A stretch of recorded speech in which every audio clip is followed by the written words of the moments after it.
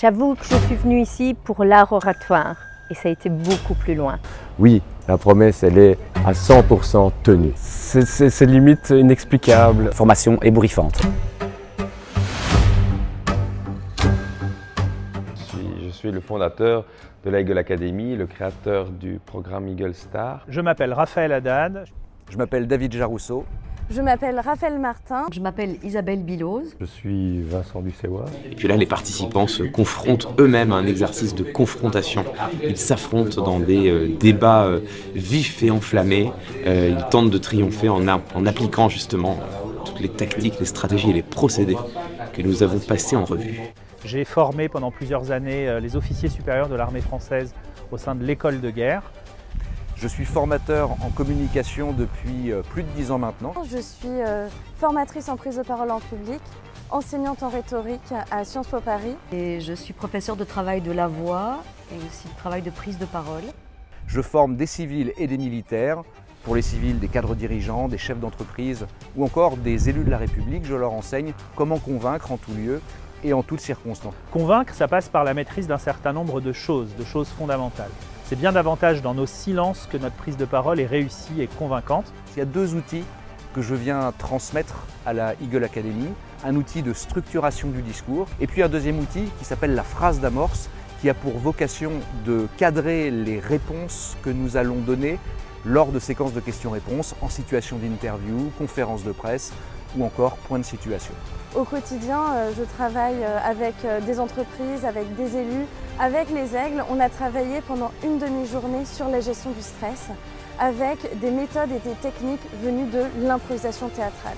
L'objectif, c'est d'arriver à être aussi à l'aise préparé que non préparé et d'arriver à être aussi naturel dans une conversation avec ses amis que face à un public, que face à un interlocuteur.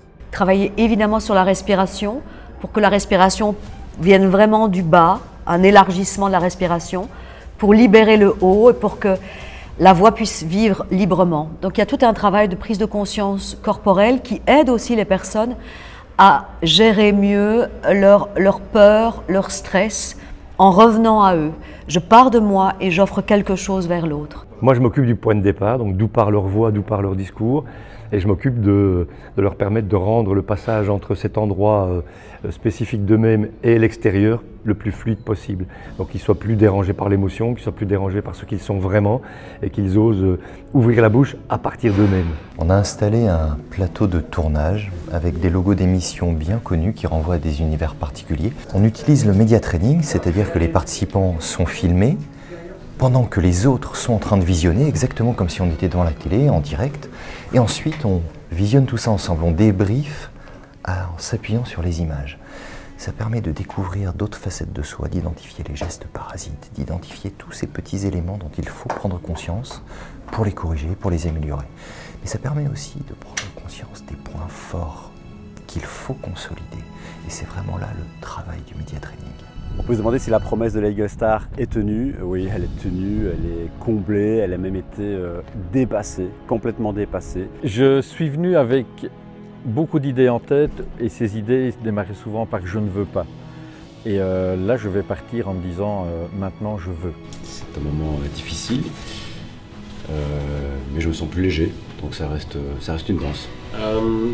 Grâce à cet exercice, je me suis vraiment rendu compte que en fait, mon cas n'était pas un cas isolé. C'est bon de savoir qu'on n'est pas seul dans ce bateau-là. Ah bah écoute, la formation, je suis assez content parce qu'elle est bien dynamique.